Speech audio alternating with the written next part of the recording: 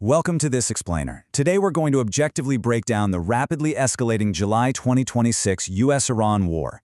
We're going to track this massive conflict from its absolute military epicenter all the way outward to its profound global consequences. There is a ton of incredibly complex information coming out right now from intelligence briefs and on-the-ground reporting, but don't worry, we're going to cut through the noise and make it crystal clear. Okay, let's kick things off with a staggering statistic to put things into perspective. 100 million. Right now, an estimated 100 million individuals across the Middle East rely entirely on desalinated water just to survive. Let that sink in. Without this highly specific infrastructure turning salt water into fresh water, these populations would literally have no regular access to drinking water. And this naturally leads us to ask a really vital question. When traditional, kinetic warfare breaks out, how does it directly jeopardize this critical, life-sustaining infrastructure across the region? Essentially, when the missiles start flying, what happens to the most basic elements of human survival? To wrap our heads around the sheer scale of this, our explainer today will map out 5 distinct battlefronts: the kinetic escalation, civilians in the crossfire, the looming water crisis, internal Iranian fractures, and finally, the global shockwaves. Let's start right at the epicenter with Section 1, the epicenter, the kinetic escalation. So, to see exactly how this conflict is building, we need to look at the immediate breakdown of diplomacy. According to Special Eurasia intelligence reports, that short-lived diplomatic understanding between the two nations, it completely collapsed by early July. What followed was a swift and, frankly, severe military response. By July 16th, U.S. Central Command had kicked off its 6th consecutive night of airstrikes. These strikes specifically targeted critical infrastructure in southern Iran. We're talking key bridges and airports, essentially severing the supply lines that connect inland production right to the coastal launch sites. At the exact same time, the U.S. threw down an active naval blockade in the Gulf of Oman, physically intercepting commercial vessels. And what this reveals is a stark, massive, tactical divergence between the two powers. On one hand, Washington is enforcing this high-threshold campaign, right? They're attempting to systematically degrade Iranian infrastructure and maintain those active naval blockades.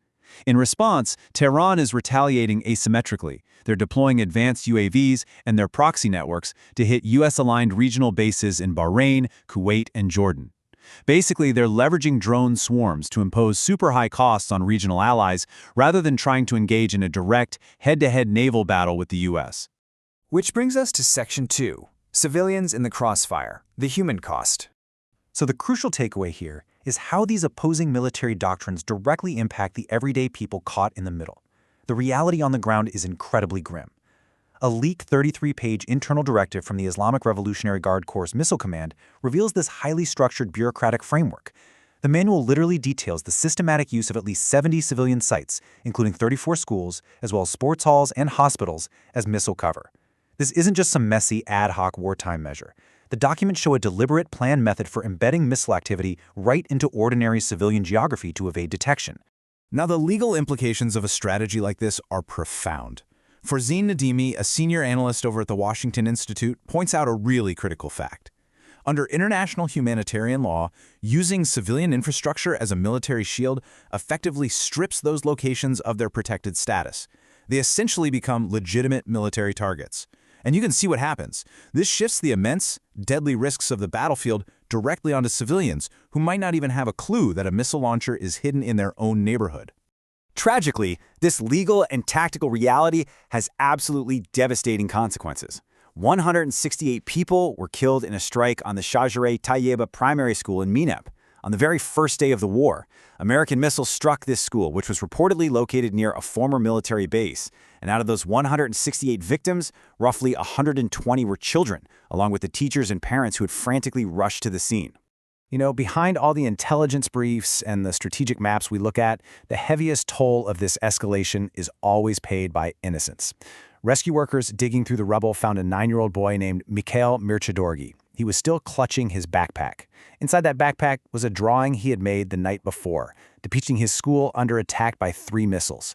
It is just a sobering, heartbreaking reminder of the true human cost of this conflict. Let's look at Section 3 now, the looming water crisis, weaponizing resources. Expanding our view out from the immediate civilian toll, we absolutely have to examine the severe regional resource vulnerabilities. As highlighted by the Atlantic Council, recent strikes on desalination plants in Iran and Bahrain are terrifying when you look at the raw data. I mean, look at this chart. Qatar relies on this infrastructure for 99% of its water, Kuwait for 90%, Israel for 80%. These nations are almost entirely dependent on this fragile technology. Intelligence reports are warning that if these plants are completely taken offline, these states could lose the vast majority of their drinking water in just a matter of days. But here's the thing. The ripple effect doesn't just stop at local borders. If this infrastructure gets systematically targeted, it could easily trigger a catastrophic global natural resource crisis. Why? Because the Persian Gulf alone supplies a massive 40% of the entire world's desalinated water.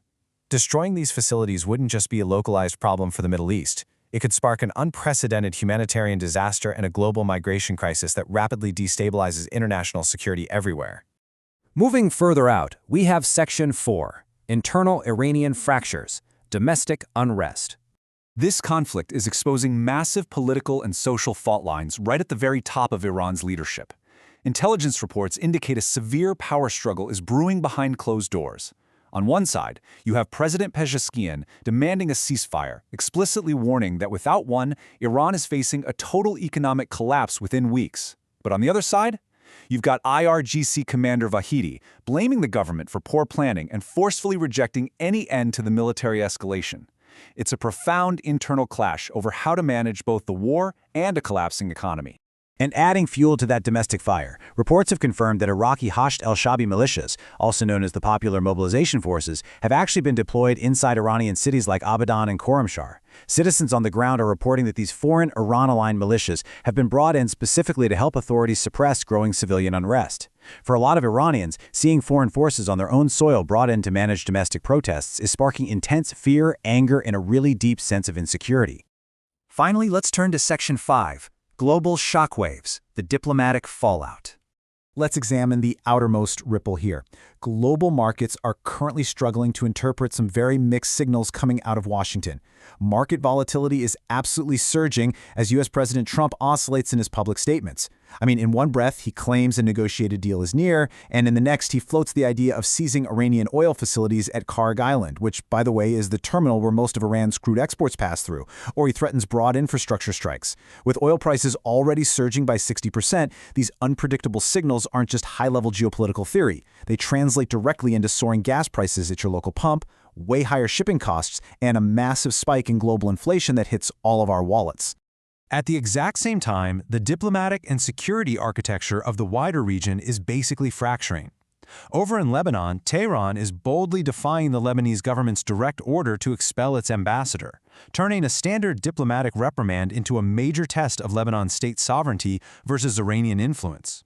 Meanwhile, Iran-aligned Houthi forces in Yemen are threatening to expand the crisis by closing the Red Sea to shipping entirely, which would severely compound the disruption to international trade. So, as we wrap up this explainer, we really have to step back and look at the whole board. With Washington applying maximum pressure through an active blockade and Tehran demanding a total cessation of hostilities before they'll even consider returning to any diplomatic table, neither side is willing to concede an inch. So we want to leave you with this to consider. What happens to the global economy? And honestly, our very way of life, if the maritime security architecture of the Persian Gulf is fractured forever? Thank you so much for following along with this explainer, and keep asking the hard questions.